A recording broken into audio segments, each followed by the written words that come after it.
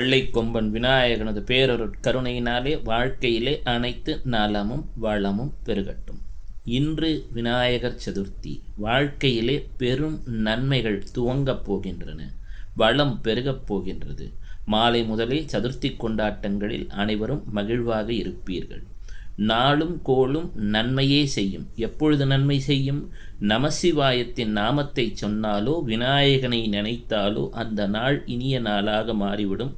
வாழ்விலே வாழ்வாங்கு வாழ வெற்றிகள் குவிந்துவிடும் என்பது நம் முன்னோர் நமக்கு காட்டிய ஒரு வழி. தற்பொழுது சிவநாமத்தையும் விநாயகர் நாமத்தையும் ஓர் நிமிடம் தியானம் செய்வோம்.